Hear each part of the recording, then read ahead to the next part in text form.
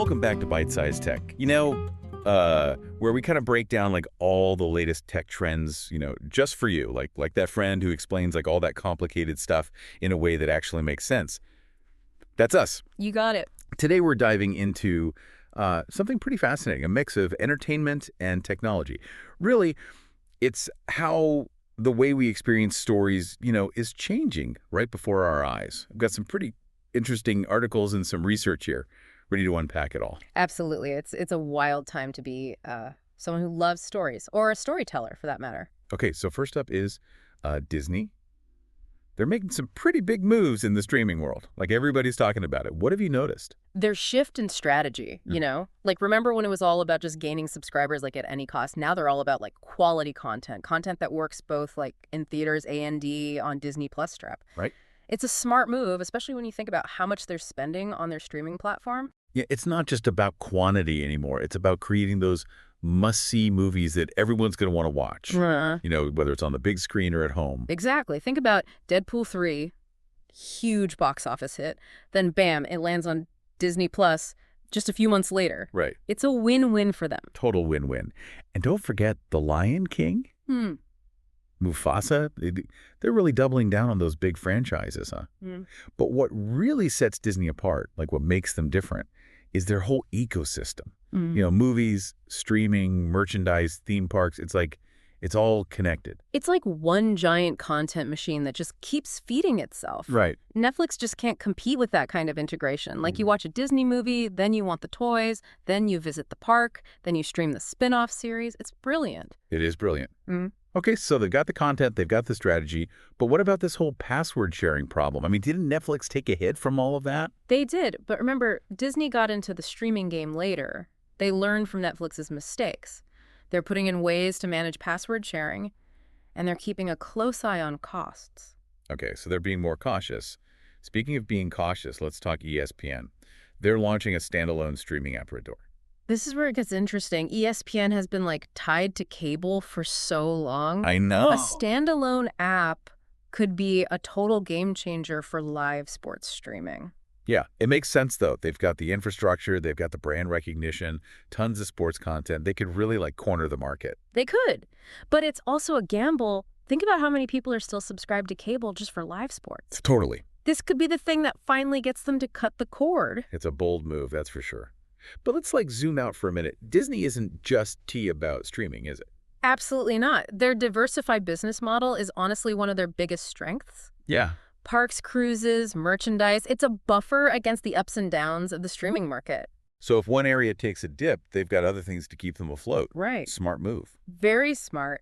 And one thing that really jumped out at me is their cruise line. Those things are like cash cows, right? Right. Huge upfront investment, but incredibly profitable in the long run. Interesting. And you can't underestimate the power of the Disney brand. It's globally recognized. People trust it.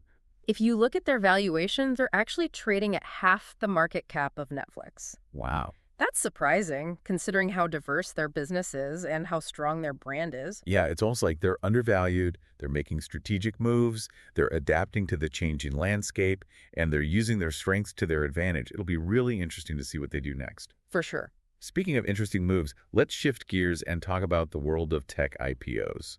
What's the forecast looking like for 2025? Well, 2025 is looking like a big year for tech IPOs. There's a lot of buzz in the air. Right.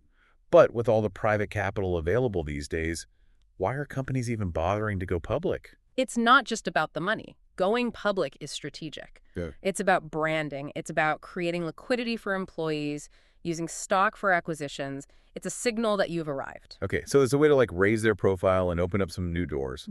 Makes sense. But hold on, isn't the private market still incredibly strong? It is.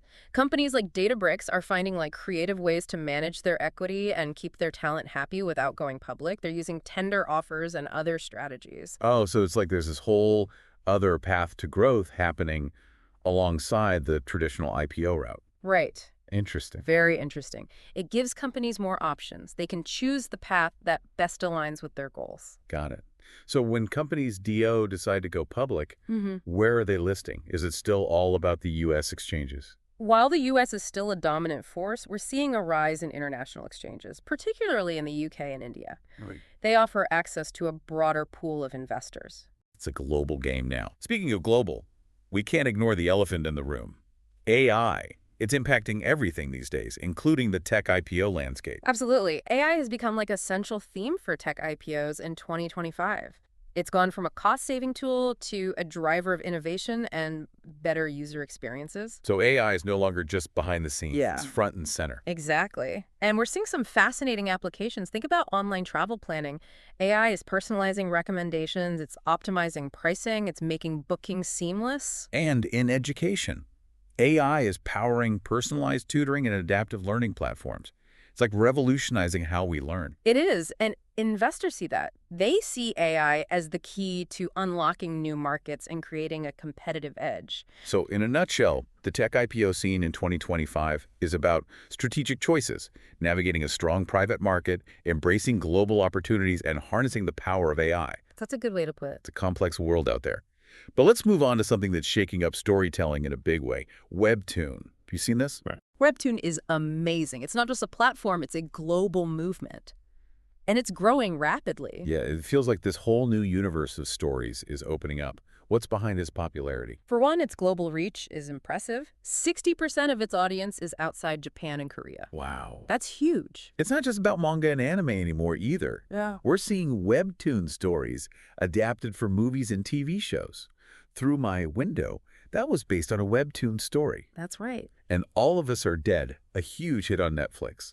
Webtoon is breaking down barriers and bringing stories from all over the world to a global audience. Yeah, it's a testament to the power of digital platforms to like democratize storytelling. Yeah. Anyone can be a creator, anyone can find their audience. And what about their use of AI? They're not shy about incorporating technology. They have a dedicated team of like AI experts working behind the scenes. But here's the key. They see AI as a way to enhance creativity, not replace it. It's about empowering creators. So it's like a collaboration between humans and machines, each bringing their own strengths to the table. Precisely. And speaking of strengths, Webtoon has a very specific audience in mind. Their core demographic is under 25 and predominantly female. It's a big shift from the traditional comic book audience. They're tapping into a whole new generation of story lovers. They are, and this generation is digitally savvy, they're socially connected, and they're hungry for new content. They're the future. It seems like Webtoon really understands that. But in a world that's constantly changing, how are they navigating the challenges of global economics and politics? They're incredibly resilient. They operate as like a global hub, focusing on long-term engagement rather than short-term fluctuations. So they're playing the long game. Smart. They are, and they're managing their finances carefully. They generate revenue in the same currency as their costs, which helps mitigate risks. Okay. It's a fascinating story of innovation, creativity, and global reach. Webtoon is definitely one to watch. Well, that was quite a whirlwind tour of the entertainment tech landscape. We've covered a lot of ground today. We've got more to unpack about Webtoon, but we're out of time for this segment. Stay tuned. We'll be right back after a quick break. Welcome back to Byte-Sized Tech. Before the break, we were just like diving into the world of Webtoon. Yeah. It's incredible how they're using AI, right? It really is. They're pushing the boundaries, like showing the world what's possible when you combine creativity with like all this cutting-edge technology. And they're doing it on a global scale, Yeah. connecting with a whole new generation of story lovers. It's exciting to see what they come up with next. But this whole conversation about AI and storytelling got me thinking about the bigger picture.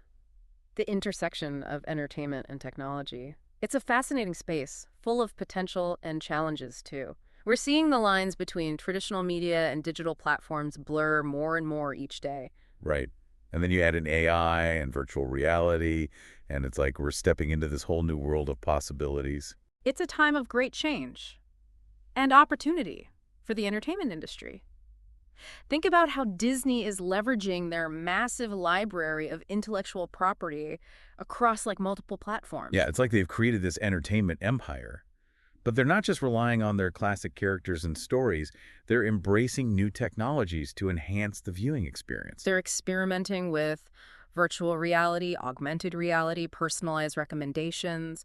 They're creating interactive experiences that go beyond just watching a movie. It's like they're trying to create a whole new way to, like, experience their stories. And they're not alone. We're seeing this trend towards interactive storytelling across the whole entertainment industry. In tech storytelling, what exactly does that mean? It's about blurring the lines between, passive consumption and active participation. It's about empowering audiences to become co-creators of the narrative. So it's not just about watching a movie or reading a book. It's about having a say in how the story unfolds. Exactly. We're seeing examples of this in video games, virtual reality experiences, even social media platforms. And as technology continues to evolve, we can expect even more innovative and immersive forms of interactive storytelling. It's pretty wild. It sounds like the future of entertainment is going to be a lot more, well, interactive. It is, and that brings up some interesting questions. What happens to the traditional role of the storyteller? How do you create a compelling narrative when the audience has the power to change the course of the story? Those are good questions. And I imagine there are no easy answers. There aren't, but that's what makes this so exciting. We're entering uncharted territory. And who knows what amazing new forms of entertainment will emerge. It's like we're on the cusp of a storytelling revolution. We are, and it's all being driven by technology. Okay, so interactive storytelling is one big trend. What else is shaping the future of entertainment? Well, we can't talk about the future of entertainment without talking about personalization. Personalization, you mean like those streaming recommendations that tell you what to watch next? That's part of it, but it goes beyond that. Think about targeted advertising, personalized news feeds, even customized product recommendations. We're constantly being presented with content that's tailored to our individual preferences. And as AI and data analytics become more sophisticated, this level of personalization will only increase. So is that a good thing? I mean, on the one hand, it sounds convenient, but on the other hand, it sounds kind of, I don't know, creepy. It's a double-edged sword. Personalized content can definitely enhance our entertainment experience. It can help us discover new things that we might enjoy, and it can make our viewing experience more efficient and enjoyable. But there's a risk of creating filter bubbles, where we're only exposed to information and content that aligns with our existing beliefs and preferences. So we might miss out on different perspectives or challenging ideas. Exactly. And that can lead to a more divided and polarized society. So it's important to be aware of the potential downsides of personalized content and to make conscious choices about how we consume media. That's a good point. So we've got interactive storytelling and personalization. What else is on the horizon for the entertainment industry? Well, we have to talk about virtual reality and augmented reality. These technologies are creating immersive experiences that were once like the stuff of science fiction. VR and AR, those are still pretty niche, aren't they? I mean, I've seen those VR headsets, but they seem kind of clunky and expensive. They are getting better and more affordable all the time. And the experiences they offer are truly mind-blowing. Imagine stepping into your favorite movie or video game. Imagine being able to interact with the characters in the environment as if you were really there. That does sound pretty cool. But how realistic is it? I mean, is this something that's actually going to become mainstream? It's hard to say for sure, but the potential is definitely there. VR and AR are already being used in gaming, education, even healthcare.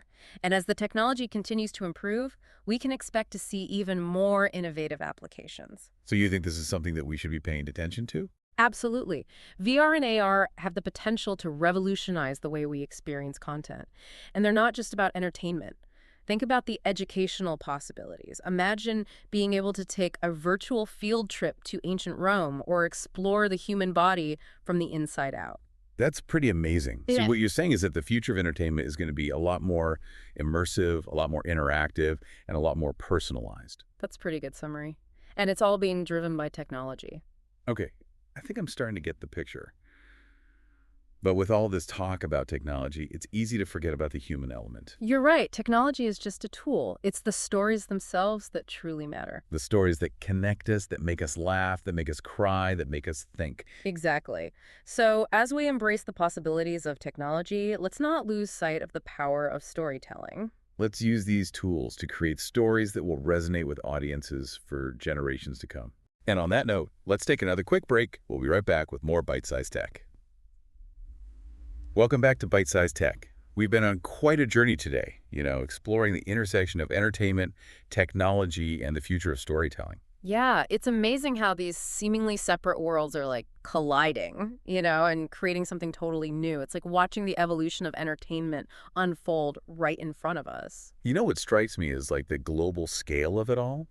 We talked about Disney's reach with their streaming platform, and then there's Webtoon connecting readers and creators across continents.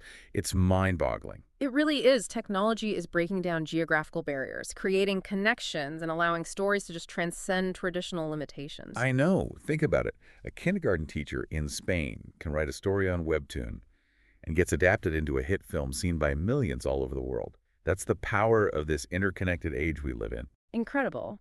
And it's not just about like consuming stories passively anymore. We talked about interactive storytelling, virtual reality experiences, personalized content. It's all about blurring those lines between the audience and the creator, making us active participants in the stories we love. Right. It's like we're all becoming part of this giant collaborative storytelling machine. Hmm. But, as we become more immersed in these digital worlds, it's important to remember the value of human connection. Absolutely. Technology can enhance our experiences, but it should never replace those genuine human connections that are at the heart of great storytelling. Like Yeah. that feeling you get when you finish a book that really moves you and you just have to talk to someone about it, or the excitement of discussing a movie that blew your mind with a friend. Hmm. Those are the moments that really stick with us. They are. And those moments are powered by human connection, by shared experiences. By empathy and understanding, technology can help facilitate those connections, but it can't replace them. Right. So as we embrace the possibilities of technology, let's not forget the power of human interaction, of real-life conversations and shared experiences. It's a balance we all need to find. Embracing the possibilities of technology while staying grounded in the importance of human connection. That's the key to a future where entertainment and technology can really thrive. Well said. It's been a fascinating conversation today, exploring all these different facets of the entertainment tech landscape, from Disney's strategic moves to Webtoon's global reach, from interactive storytelling to the potential of VR and AR. It's clear that we're living in a time of unprecedented change and innovation. It's exciting, isn't it? The future of entertainment is wide open, and it's being shaped by the convergence of technology and creativity. It is exciting, and I think it's important for all of us, whether we're creators or consumers, to embrace that excitement, to stay curious, and to be open to new possibilities. Absolutely. The future of entertainment is a story that's still being written, and we all have the opportunity to play a part in shaping it. Well, on that note, we've reached the end of our deep dive for today. Thanks for tuning into Byte-Sized Tech. If you enjoyed the episode, like, comment, share, and subscribe for more fun tech discussions.